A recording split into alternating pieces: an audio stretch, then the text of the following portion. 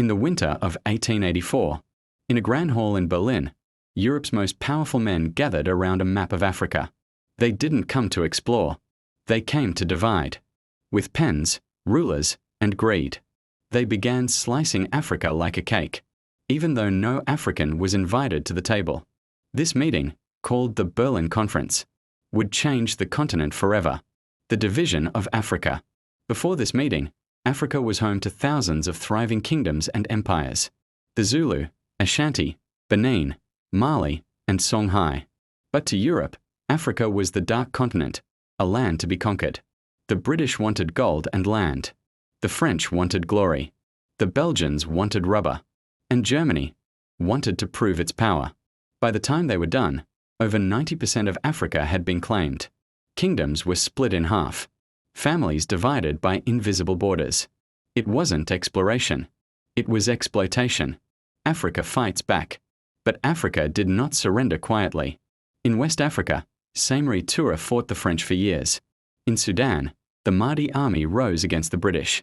In southern Africa, the Zulu warriors resisted with unmatched courage.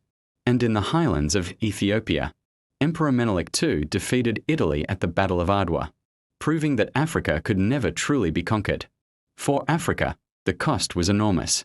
Languages, cultures, and traditions were erased. Gold, diamonds, and ivory were stolen. People were forced to work as slaves in their own land. Europe built railroads and schools, but only to serve their control. The borders they drew still cause conflict and division today. Africa's story was rewritten. And for a while, the world believed the lie. That Africa had no history before colonization. The rise of freedom.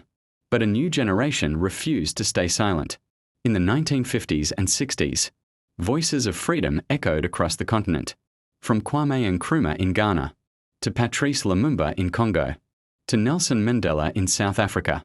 A new Africa was born from the ashes of colonization. One by one, nations stood tall again, writing their own story, in their own voice. The scramble for Africa was meant to break the continent apart, but it revealed something greater: Africa's unshakable spirit. Because you can divide land, but you can never divide a people's soul. Move a camera, subscribe to Ancient Africa Tales, where the untold stories of our ancestors rise again.